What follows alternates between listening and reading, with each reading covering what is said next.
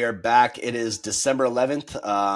I'm here, Zach Raymond, and I'm here with Christian Howes, a co-host for Sanabul Fight Buzz podcast, and we're pumped to get into the second episode. What are your first thoughts on the Song Gutierrez card, Christian? Yeah, pretty good card. I feel like there was some actually pretty significant finishes and results from the card that you might have overlooked it at first. Like, oh yeah, it's a decent fight night, kind of that in between as we're getting ready for this huge pay-per-view next weekend. But it actually ended up being pretty good. Like a lot of cool performances. Yeah, it was. I mean, it tends to happen a lot on those cards. Where they just stack a bunch of talent on it that doesn't have as big of a name, and then they just let them show out because I mean, people the diehard fans are gonna watch it for those really skilled fighters for sure. Yeah, absolutely. Yeah, I mean, we're probably going to jump because we have a lot to talk about on UFC 296. So we're probably going to jump right to the co-main on that Song Gutierrez card. This is one of the fights I've been most excited about in a while. This is Khalil Rountree against Anthony Smith, and we were talking in the last episode about how we thought this fight was going to go, and I mean, it kind of happened almost like it just played out kind of exactly how we said it was going to. Yeah. I mean, it was kind of exactly like we thought. Like Khalil's striking was just superior. One thing I didn't realize was how fast he was. Like his hands were crazy fast. Like it was surprising to me just to watch them stand, and Anthony would for some reason kind of stand within boxing range, and like Khalil's hands were just bang bang, like the straights, like everything down the middle was like he couldn't miss with it, and it was so Yeah. fast. Like Anthony couldn't react in time. It was crazy.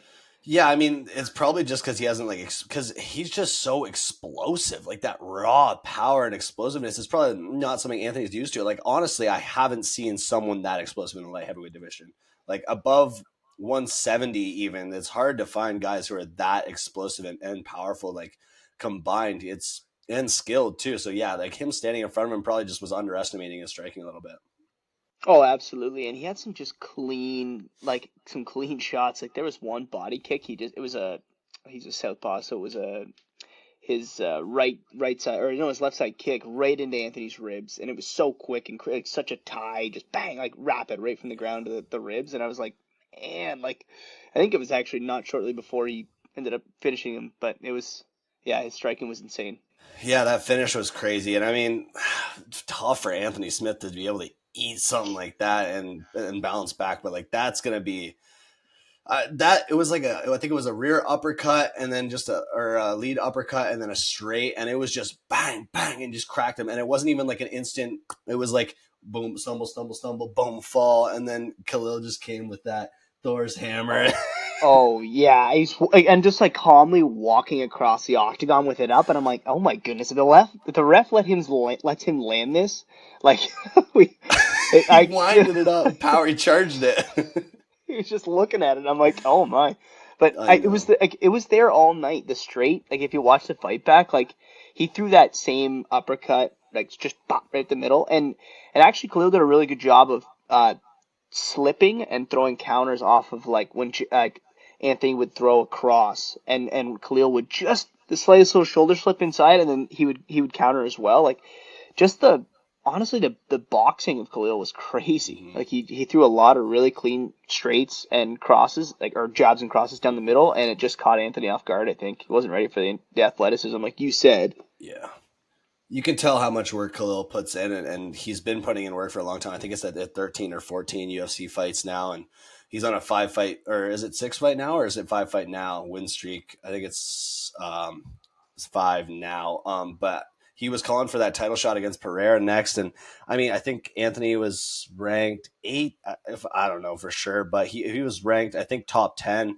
Um, and that's a Pereira's a big jump for sure. Pereira's a big jump, and it looks like Jamal Hill's next for Pereira there.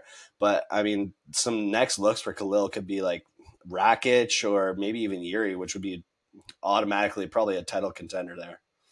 Yeah, I think I do find it kind of hard to believe that even though he's put on, he's on, I think it's five fights now. Even though it was against Anthony Smith and nothing to discard, or nothing against Anthony Smith, but like it's hard to give, especially with how stacked that division is at the top. It's hard to imagine him getting a title shot off of the Anthony Smith win. I think you're totally right. We're gonna have to see him fight a Yuri, or Jamal Hill, like one of those guys. It's gonna have to be. It's gonna have to Rakic, like somebody else. He's got to get one more win, and then I think it's undeniable. But at this point, and I'm interested to see him fight all those guys. So Me I'm too. not Yeah. upset about it, right? Like, Exactly, 100%. He could fight anyone in the top five. He could fight Pereira right now, and I bet those odds wouldn't be crazy. I really am confident those odds would be pretty tight. Like, I wouldn't deny him that title shot at all if I was the UFC. And I mean, we saw Sean O'Malley; he was like 13th ranked, and he got that Peter yeah, Yan shot #1. Like, it's not something that they would be completely against if they thought that it would bring in the numbers. And I think Khalil Rountree against Alex Pereira would bring in a lot of numbers, and that would be a fight. That would be a fight. that would be a great fight. I would love to see that one, and I'm sure, like, I hope we get to see something like that one day. It's just a matter of when, right? It's kind of Yeah. odd. Like, you look at the light heavyweight division, and unlike most other divisions, the top five guys, there's not a lot of like heavy grappling guys. Like, a lot of these top contenders are like, they like to bang. Like, they Yeah. got heavy strikers to the top, which just makes it so entertaining. Like, Yeah, and I mean, it also like if we had like a Jolton Almeida in the light heavyweight division, that'd be a worry for like guys like Pereira or guys like Prochazka or like like a lot of those guys, probably even Jamal Hill too. Like it wouldn't be an easy fight for any of those guys if there was like a heavy grappler in that division for sure. no, definitely. And you look at like Pereira jumping up from middleweight to light heavyweight, just considering his background and how heavy. Like, obviously, he's a world class kickboxer with not that much wrestling skill, and it was a huge weight cut for him. So if you look at him going from looking at the rest of the middleweight division outside of Izzy, he's like, I don't want to fight any of these guys. Yeah, You know, I mean, Sean Strickland maybe again, but he already yeah, got him. So it's like, yeah. I go up to light heavyweight, I don't have to cut as much weight, and I get to fight guys who like to bang it out. Yeah, that's where I'm going, A hundred 100%. percent, exactly. Yeah, which makes complete sense. I mean, moving up, then we have Song Yadong and Chris Guttierrez. This was a great fight. It's the bantamweight division. Like we're just seeing so many skilled matchups at that top level, and Song Yadong proved that like once again how skilled he really is. And I mean, these fights kind of like a lot of the time, these 5 round fights with these bantamweights that go the whole way kind of look pretty similar. Like they're just so fast and skilled, and I mean, there's not much skill discrepancy there. No, you're totally right, and it's hard with, like we've talked about before, just how skillful the UFC's become at the top. Like, this fight was again actually kind of went down super similar to how we talked about. Like, we knew that with Chris Gutierrez's kicking, that Song was going to have to close the distance, and he's going to have to use his boxing and his footwork to get inside. And I think that's the biggest thing. Like, Gutierrez was landing a lot of shots. It was just not a lot of impact, and he couldn't get that the control of the octagon. Like Song had him on his back foot the whole time, which was, in my opinion, the correct game plan. It's like, you know, a guy who's going to be throwing weird, you know, step off kicks and spinning kicks and things like that. You got to just put pressure on him, get him out of his rhythm, so he doesn't have the range to throw them at full force. I was a 100%. little worried at the beginning when Gutierrez kept doing the feint for the spinning back kick. Like, he even kept doing it throughout the whole fight. Like, he would almost take a full half step across his body, like, oh, I'm gonna throw it, I'm gonna throw Yeah, it. And I thought he was just trying to get a read on what Song was gonna do when he did throw it, but he didn't. He kind of gave it didn't up give him after the anything. first round. Yeah. Yeah, 100%. Yeah, I noticed that too. And I mean, with like he might have just been working on that like too much, or he might have been thinking about that too much and just implementing too much of his game plan based on that. And then Song Yadong's just such like a just a well put together fighter where he's not going to be. You're not really going to expose much out of his defense there. Like he's probably going to be pretty consistent with how tight he is and like how little he has that he's really giving up there. So I mean, with a guy like him, you might just have to stand and bang back with him and then just go at it and see who's tougher. Yeah, which is crazy. And it was actually kind of funny in the fourth round, I think it was. The one shot that Chris Gutierrez kind of took at him, like a little feint at a takedown, and Song like sprung back, flew himself, like his sprawl was like 5 feet. And Yeah. I thought maybe he's gonna see this as a read and try to throw like a fake at a takedown and like a jumping knee or something. You know what I mean? Just to catch him with his chin down. But Yeah. like, yeah, it was surprising. You could tell he wanted no part in that going to the ground, which is hilarious. But a good Yeah. fight. Yeah, it was a good fight. And I mean, honestly, the issue with this one for me is that I didn't really see this changing much for Song Yadong in the division. Like I still don't know what's really like I don't put him top 3. I don't put him like really against most of those guys. Like I mean, he could maybe take the loser of like Henry Marab I mean, that could be a good spot for him. Petr Yan's probably. I think Petr Yan's still looking for a fight. I don't know if he's booked or not yet, but I mean, that would be a good fight for him too. But yeah, I mean, I don't see much for him yet. Yeah, no, honestly, like you're probably not going to see him rematch a Corey. Yeah, Yeah, I think you're right. I think he almost has to. They're either going to try and match him up with another guy who's coming up, like an Umar. I could see them, yeah. something like that. But the Like, problem for oh, that was here's Song is like that's not giving anything to him. no, it's not by any means, but it's just so hard again with those top five guys. Like Yeah, they're all locked up. It's almost like lightweight, like they're all locked up or light heavyweight. like lightweight, like they're all locked up fighting each Yeah, other. So it's so hard to get it. It's like okay, I gotta wait a year before I fight someone unless I'm yeah. willing to fight below me. Like Yeah, like Corey's still sitting on it. Like Corey's waiting too. So I mean, I guess Song and Corey wouldn't be too bad of a matchup if they want to be active, but it's not really gonna. I mean, it could get Song somewhere, but at this point, Corey losing to Song is giving up everything he's just worked for. So yeah, could do Davison. yeah, yeah, that would be a good idea. Oh, Davis and Yeah. Corey would be a great fight too, and that could mean a lot for the division. Yeah, I mean it's kind of a guy with some star power. Like if you get a win Yeah, against him, a former champ, like that actually does something for Song, right? So I could see yeah. that. And if he finishes Song or Corey or beats him in like a decisive manner, if Davison does, then that could be a title shot next too. Yeah, He's a exactly. former And they champ, so and they both just finished fights, so the timing would actually work out really well. yeah, makes sense. That makes complete sense. Probably what's going to happen next. Yeah, I could see it. All right. Before we move into UFC 296, once again, we didn't get any questions on the last video. That was our first episode, so it's not too worrisome. But hopefully, we can get some questions on this one. If anyone has any questions leading up or after UFC 296, we'd definitely love to discuss anything that you want to bring up. Even if you want to send a video question into the Instagram DMs of Sanabul, we can pull that up on the screen, watch it, show it for the episode. We're also going to probably request some on our Instagram story as well for the next episode. So that'll be sweet as well. So if you guys have any questions, we'd love to answer that the next episode. All right. UFC 296. We got a couple fights here. I think we have 4, 5, 6, 7 to talk about. So let's get right into it. We have Cody Garbrandt against Brian Kelleher to start it off. This is going to be a fun fight. So we have Cody's coming off a decision win over Trevin Jones in 2023, and then Brian's coming off a loss, round 1 submission loss to Mario Bautista last year. Both of these guys need a win, that's for sure. Yeah, absolutely. And I really feel like it's hard to say that at this point in his career that every fight isn't like a high pressure fight for Cody. You know what I mean? Yeah, Like it feels like anything he's doing right now, it's like it's do or die, or you know what I mean? Like I can see if he loses this, he probably will see himself at the end of the any kind of possible comeback picture he for sees. But sure. Yeah. I don't know. To get the decision win was good, but I don't know.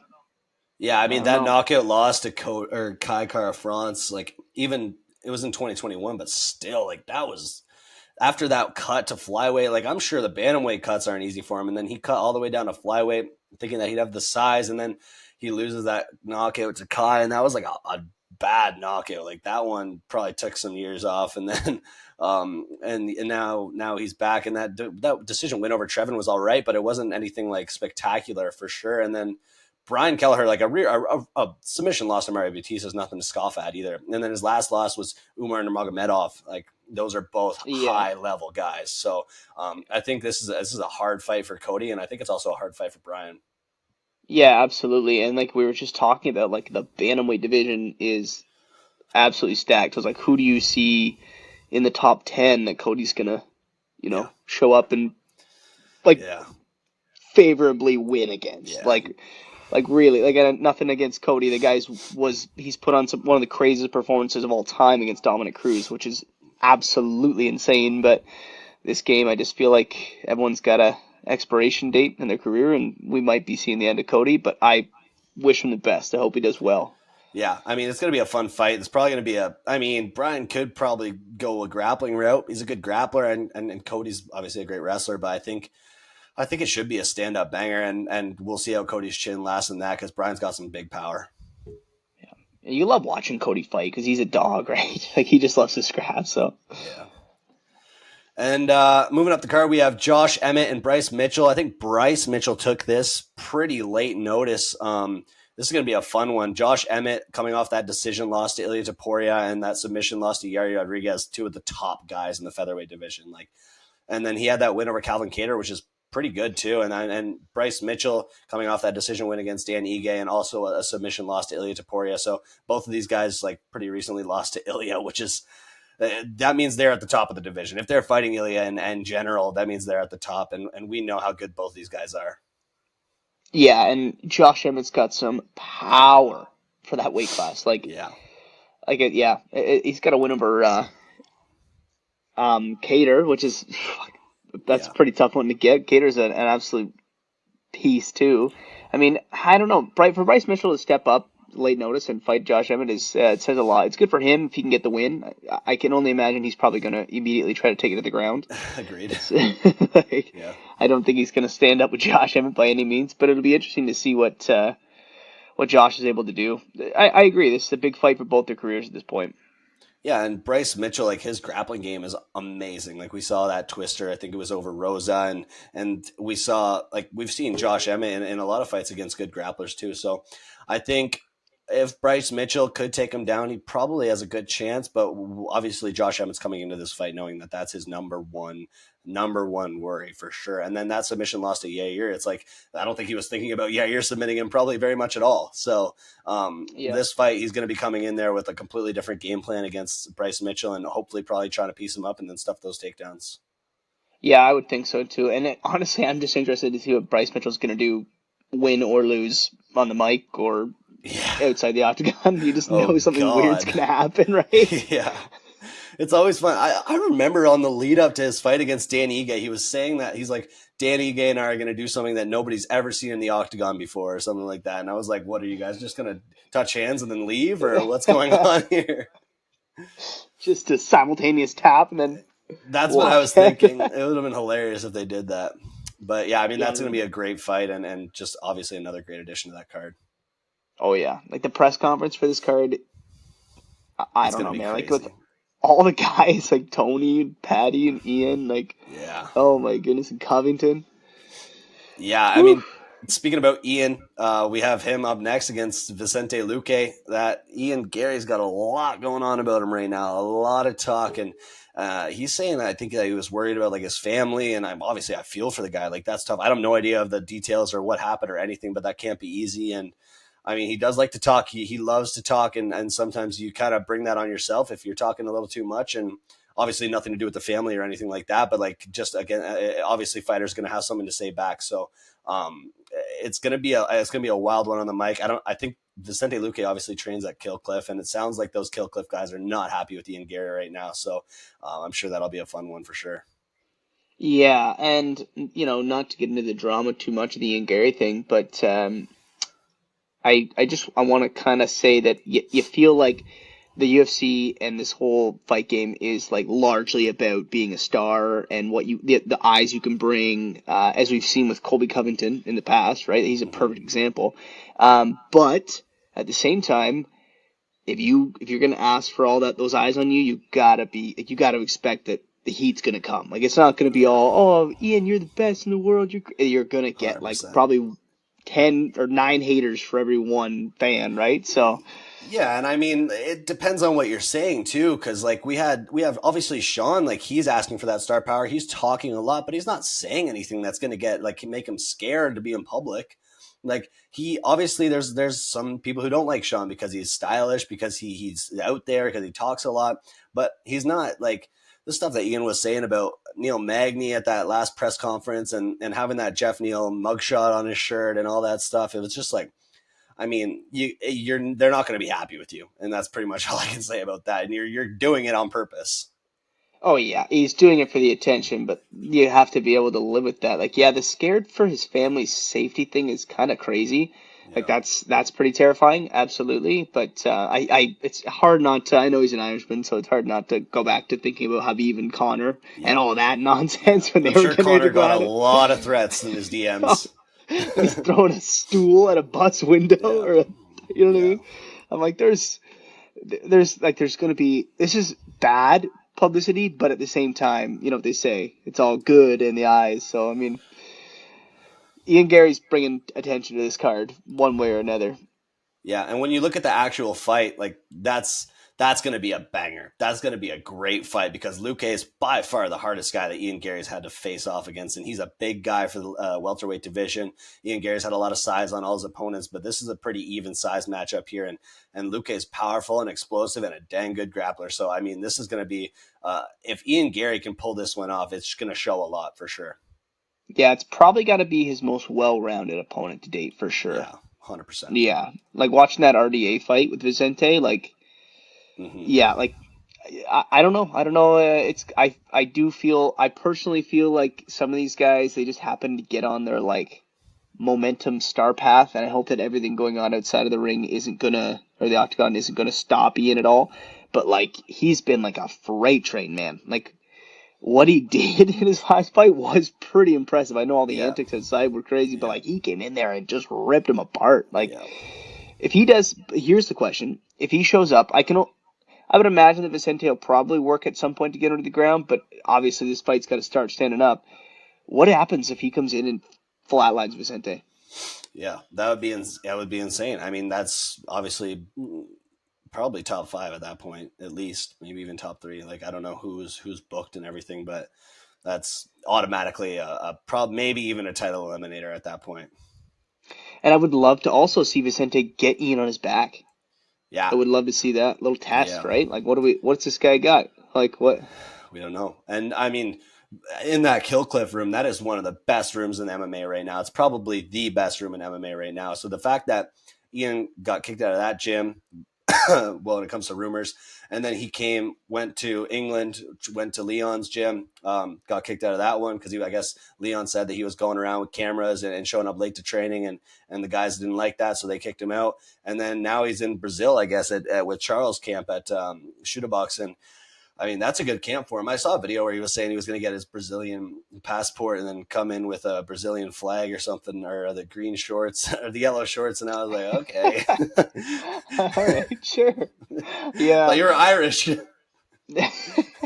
I would think that the way this is going for him, that he's bouncing around like that, like kind of from what I hear from other people too, is that you'll probably see him try to start or do his own thing, which would make the most sense. Like Mm-hmm. if it is a star power issue or like he's coming in with cameras and the coaches aren't liking that, which I totally get. You don't want cameras all in your gym. For other guys have Yeah. fights and you're throwing the attitude and the chemistry off, then he's probably gonna have to figure out another solution. He definitely can't have that happen all the time. Yeah, exactly. And then who knows how that's going to affect him coming into with the new coach and a new camp and a new team leading into his biggest fight so far. So we'll see how it affects him, and we'll see how he fights. But this is going to be a massive fight. And honestly, if I had to make a prediction right now, I'd have to go with Luque for sure. Right on. Okay, I'm going Ian. I just All feel the right, momentum. I 1 to feel it. 1. Next up, we got Paddy Pimblett and Tony Ferguson, which is another banger on this card that everyone's excited for. This is going to bring a lot of eyes in, and Paddy's been controversial too. I mean, after that decision win over Jared Gordon, that was one of the most controversial by far. I thought Jared Gordon won that fight. I mean, I was pretty close. Like, it could have been 50-50, but I mean, everyone just wanted to rip on the fact that Paddy didn't completely destroy him, obviously, because it's Paddy and it's that star power factor and everything like that. But we know he's very good. And Jared Gordon's a tough opponent and vet in the game. But yeah, coming in against Tony Ferguson, probably his biggest test so far. Yeah, it's crazy. It's actually crazy when you look at this card that we got so many big names on one card. Like it's It kind of is, yeah. crazy. But yeah, I don't know. That Jared Gordon thing was super controversial, and I thought it showed a lot of holes in Paddy's game that you would hope that it's kind of tough because I called for this fight. I think I sent you the tweet. Like I called for this fight like a year ago. Yep. I was like, it's got to be. I think it was after Tony lost to Nate, and I was Yeah. like, it has to be Tony and Paddy. That it Yeah. just feels right. It feels like what the UFC would do. Yeah. They're trying to feed Tony to Paddy is what's going on. You They can are, feel it. for They sure. they got a guy, and they think he had a tough one, and then like we got to give him something to get him going. We got to get his name up there a little bit. And who's a guy that carries a lot of clout with him? Tony Ferguson. If it wasn't Tony, it would have been Nate. You know what I mean? Yeah. Seriously. Yeah. For It sure. had to be one of those guys who's on there. Not they're not expecting him to win really, but Mm-hmm. Tony has been training with David Goggins. Did you see that? I did see that. Yeah. I don't know what that means for him, but I mean, he's going to be carrying a boat when he comes into the arena. He will be, It's going to yeah. be He'll wild. bring one in with him. I wonder if David's going to be in his corner. I would love that. I guess Me he's the too. only guy who made it through Hell Week with David. So Did he really? his yeah, his cardio Yeah, is that like the makes only sense. athlete that's ever trained with David Goggins and actually made it through the Hell Week. So That's sweet. yeah, hopefully his cardio is A1 after doing that. But Yeah, I mean, I don't see him getting pieced up. That's for sure. I think Paddy's game plan is probably going to be some ground stuff. He's coming off of two submission losses, one with Nate Diaz and one from Bobby Green. So I think his game plan is probably going to be some grappling. We know how good he is down there for sure. So um, yeah, hopefully we get to see a good one though. Hopefully Tony can stuff a few takedowns or have fun with them on the ground. yeah, I just want to see Tony throw some sand, do some weird Imanari roll. Bring a ninja star in, David Goggins. Yeah. Who's going to carry the boats? Yeah. I just want to see Tony do some weird Yeah, me sunglasses on too. at the press conference with a baseball. Just And weird then stuff. Paddy's twerking. Everyone's like, "Is this even a Yeah. fight? What's going on?" Yeah. Turned into a Fortnite game. But yeah, that's gonna be a sweet fight. And then moving up, we have Shavkat Rakhmanov and Stephen Thompson. This is a banger too. I mean, this is like the third one up there. So I mean, we got a lot of bangers on this card. It's just over and over and over again. So this is gonna be a sweet fight. Shavkat obviously is just amazing, and I don't know what's gonna happen with him moving up here. If he can decisively beat Stephen Thompson, is probably gonna put him right up there for sure. And then if Thompson can somehow pull one out here or even finish Shavkat, like that could be big for him too. Yeah, I mean, it's this might be one of the fights I'm the most excited about in the card because of the potential in both guys. Like, I don't know what it is about Stephen Thompson. It might just be that he's the nicest guy ever, and that's why I love him. But he's so Yeah, easy to be a fan of. he And then you is. see Shavkat, who's just like this underrated killer that like the black, like the dark horse. You know what I mean? That everyone's just the boogeyman of the welterweight Yep. division.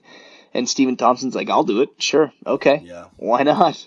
Stephen Thompson's good at that. I mean, he's doesn't really reject fights, and this one, honestly, like you'd think when it comes to the numbers and the rankings and stuff, like this doesn't do much for Stephen. But I think when it comes to the eyes of the UFC taking this fight, and then even the eyes of the fans, the amount of respect that he's going to gain from this is going to be massive for sure, especially if he can pull off a win.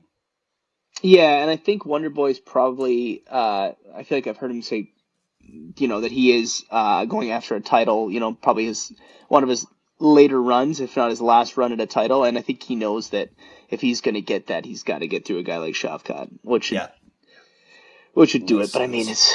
it's going to be a task. Like he's minus 520, I think, right now, which is Yeah.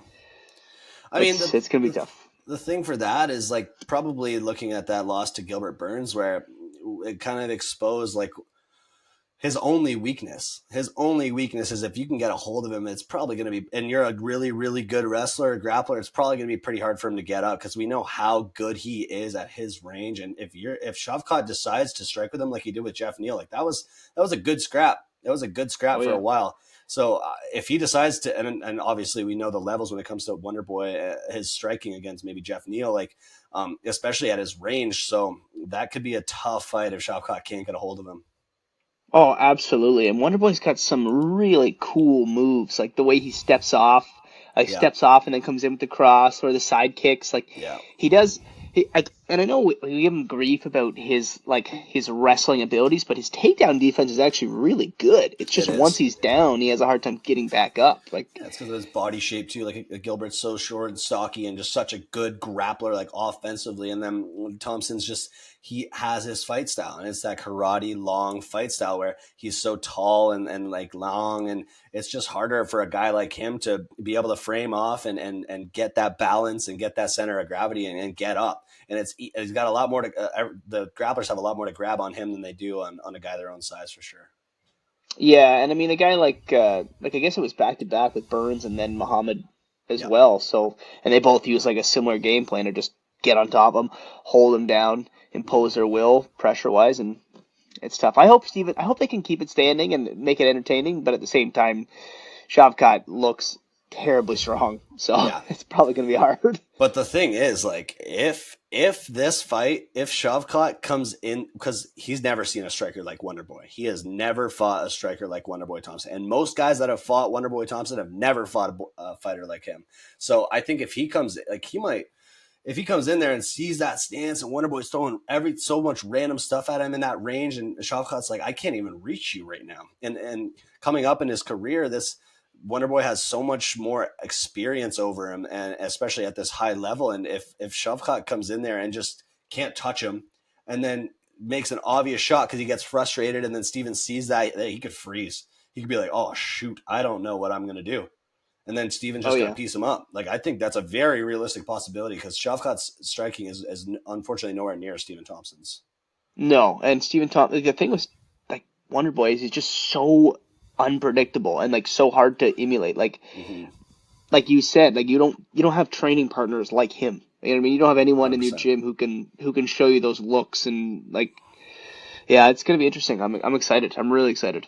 Yeah, and getting a TKO win over Kevin Holland just shows his striking abilities too, and like, yeah, it's just levels. There's levels, and hopefully Shavkat can get him to the ground, or it's going to be a hard night. Yeah, oh yeah, and that was a fun fight with Kevin Holland. I love that they just mutually decided, like, oh, we're gonna do this. Yeah, yeah, that's awesome. Moving up, we have our first title fight on the card. We got Brandon Royval against Alexandre Pantoja, or Alejandre, or however you pronounce it. But this is a sick fight. And I watched their first fight over again, and that was a sick fight. I've always liked Brandon Royval. I forget what fight I saw him in where I was like, wow, that's one of my favorite fighters. But he is so fun to watch. He is just so unorthodox and hard to predict, and just he's crazy in there. He's like, you have no idea what he's going to do next. And that fight against Pantoja showed that.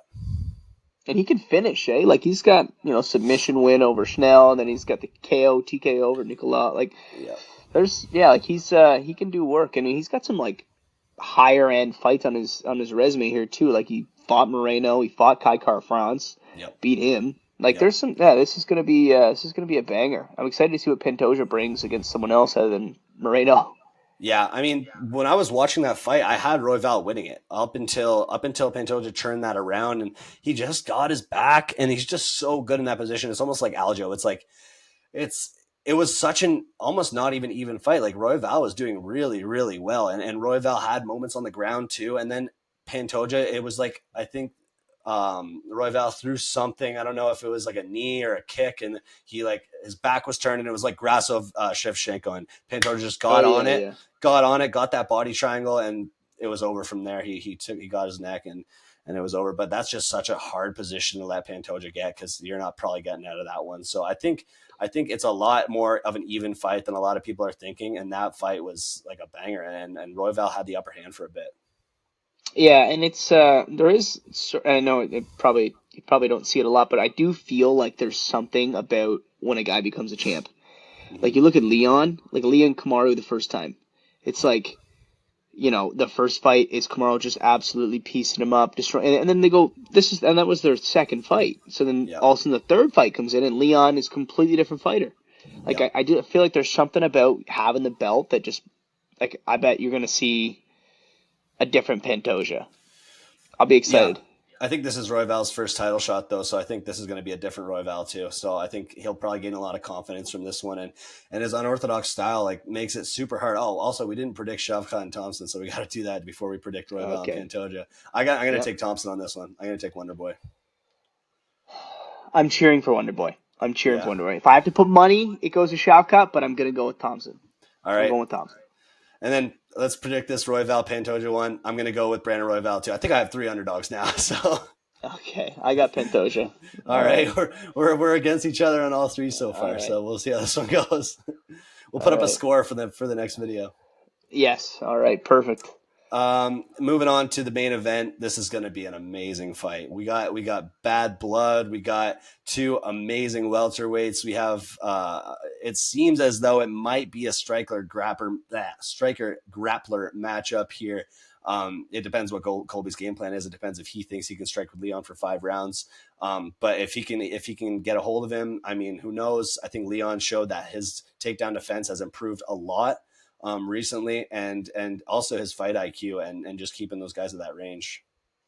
Yeah, I don't know what it is, but I think it's just like the improvement we've seen in Leon recently. But I feel like this is a very skewed fight. Like, Yeah, I feel heavy towards Leon. And I don't mean any disrespect towards Colby, Yeah, but you look at, his last three fights, like you got Masvidal, Usman, for sure. and Tyron Woodley, For sure. For sure. which Yeah, I is, mean, on paper, it's a very skewed fight for sure. yeah, I agree with that 100%. The only thing I think makes it not skewed is Colby does have that experience. He has that high level grappling, and the only thing that I can think to get, like, I mean, Leon Edwards' resume isn't much different with that. It's Nate Diaz, Kamaru recently. yeah, So I mean, it's pretty similar, and you could say they're pretty even on that. And I think this is like, yeah, I mean, Colby's got that pressure, and Leon showed he does have that takedown defense, but Kamaru's got those knees, and those always, like, in my head, they always come into play where it comes, like, when it comes to how explosive he is grappling, how, like, confident he is with shooting a double leg. Like, Colby's probably pretty confident shooting a double leg in the middle of the mat, throwing something, boom, on the hips, locked in, and if he gets him to the ground, I don't know how fast Leon's going to get up. yeah, dragging him down. And I will say that's one thing about Colby is he is a dog. Like he Yeah, is a workhorse. He's got to be have one of the best engines and like in this welterweight division. Like for his sure. he can just go, man. I love watching the guy fight. Like his second fight with Usman, I'm like, holy moly! Like, Hmm. yeah, I don't know. I'm excited. Maybe I just haven't seen Colby fight Yeah, enough recently that I'm kind of giving Leon the recency bias. But I yeah. just feel like Leon's at a different place, especially with his striking.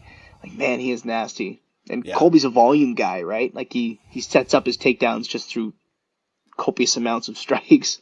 yeah.